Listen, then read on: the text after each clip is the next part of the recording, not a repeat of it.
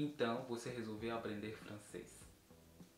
Antes de mais nada, deixa eu parabenizar você por ter tomado essa iniciativa de aprender uma língua estrangeira.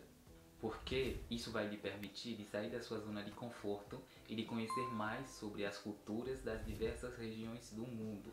Falando em zona de conforto, essa tua curiosidade e vontade de aprender são os dois ingredientes mais importantes para seguir nessa sua jornada. Esse vídeo vai ser uma compilação das minhas melhores dicas para quem quer aprender o francês do zero.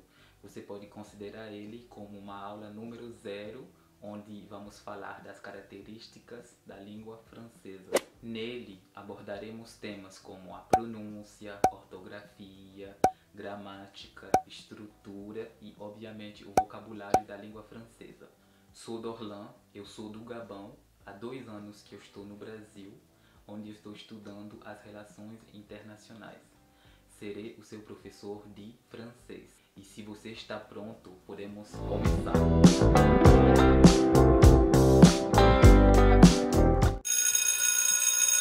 Um dos erros que a gente faz na hora de aprender uma língua estrangeira é ficar somente naquilo que a gente vê e não prestar, não focar muito naquilo que a gente escuta. Vamos ver como é que os bebês aprendem.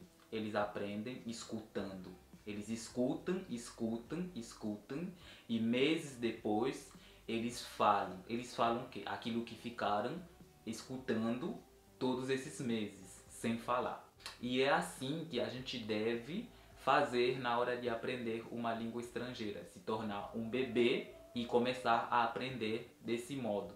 Por isso devemos focar muito nos sons da língua que estamos aprendendo. Por exemplo, em francês tem as vogais, que são 5, igual em português, mas os sons são diferentes. Vamos ver. A, E, I, O e U. A gente vê que o som do E e do U são diferentes. Em francês é E, parece que está mugindo. E.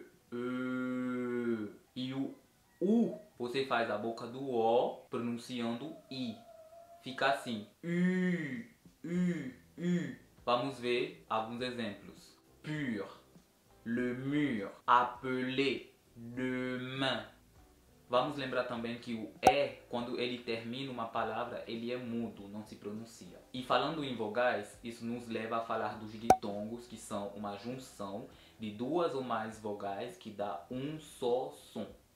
Que são, em francês, A e I, que dão E, A, U. O, E, A, U. O, E, U. E, O, E, U. E também, e vamos ressaltar aqui que é meio que o E está dentro do O e se pronuncia E também. Temos o O e o I que dá UA. Temos o O e o U que dá U. Vejamos em alguns exemplos. L'aube, la peau, la chaise, gabonais, l'heure, l'ordinateur, l'eau, le poisson, pour, cou. Vale muito ressaltar aqui que cu em francês significa pescoço. É C-O-U, da cu, pescoço. E falando das vogais, isso nos leva também a ver um assunto muito importante que vários nativos do português fazem esse erro de pronúncia. Tanto os nativos de português quando querem aprender francês, quanto os nativos do francês quando querem aprender o português. Não pronunciam bem. É a vogal nasal IN. IN em francês é un. Mas em português vai ser in. Aí quando um português, um brasileiro, vai falar francês, ele vai falar in em vez de en. E quando um francês vai falar português, vai falar un em vez de in. Mas tem que prestar muita atenção nisso. Alguns exemplos são le matin, le pain, enfantin, le câlin. O francês é muito peculiar.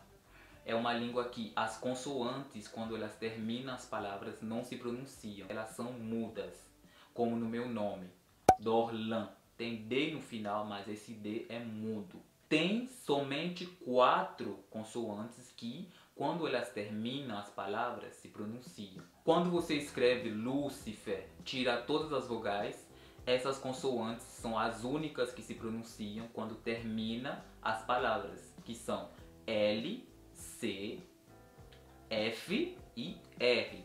Em francês seria L, C, F, R. Vamos ver nos exemplos.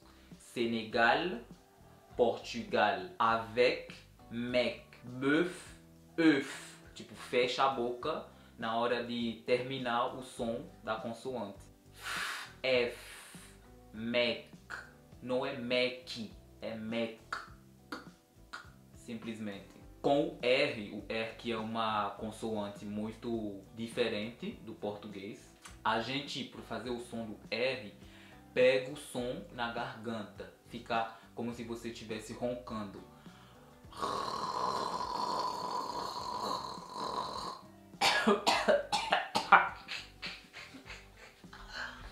Enfim, é isso aí. Para falar palavras como cœur, le frère, la sœur. Vale ressaltar também que em francês os acentos são muito usados nas palavras e permitem abrir ou fechar a vogal na qual o acento estiver. O E é E, mas quando bota acento agudo ele fica E, como em école. O acento grave vira E, élève. O acento circunflexo fica E também, como em fenêtre ou no verbo être. Então é muito importante fazer essa diferença, porque quando tiver lá o acento circunflexo não é para falar fête, é para falar fête. E quando tiver acento agudo não é para falar école, é para falar école. Então, voltando rapidinho, acento agudo é o som E, acento grave é o som E, assim como acento circunflexo, o som E. Temos o trema em francês, o I trema, que vem para quebrar o ditongo, que já existe, né? Porque a gente viu que o ditongo é a junção de A, por exemplo, e I. A junção de duas vogais que dá um som. E se no A e no I a gente botar o trema no I, isso fica como? Vai ser pronunciado igual em português, como na palavra naif. Naif. A gente não pronunciou nef. Isso pronunciar... A gente pronunciaria isso se não tivesse o trema. Ficaria nef. Mas agora que tem o trema, é naif.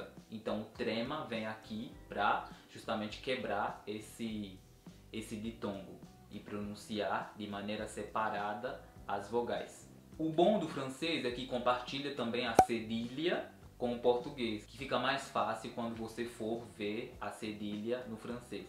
Mas temos alguns sons que são equivalentes ao português, como o GN, que é equivalente do NH em português, como em gagner, signer. Tem também o ILL, que o som dele fica Y.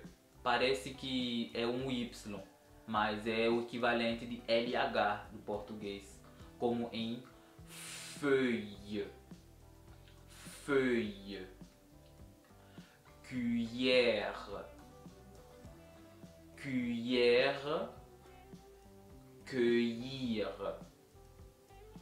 oreille. Temos o PH, que vários brasileiros, quando querem aprender francês, pronunciam P, só que é F, F, como em telefone, telefone, elefant ou ainda farmácia. Se escreve com PH e é igual a F. Quando eu aprendi o português, tinha uma regrinha que falava assim, que geralmente as palavras terminadas em O são masculinas e as terminadas em A são femininas. Mas em francês a gente não tem uma regra dessas. o gênero da palavra vai ser definida pelo artigo que vem na frente. Então, para as palavras masculinas, vamos ter le, e para as palavras femininas vai ser la. E o le é tanto para as palavras plurais, masculinas ou femininas. É um artigo comum dos dois gêneros. Vamos ver em alguns exemplos. Le téléphone. O plural fica les téléphones. La feuille. O plural fica les feuilles.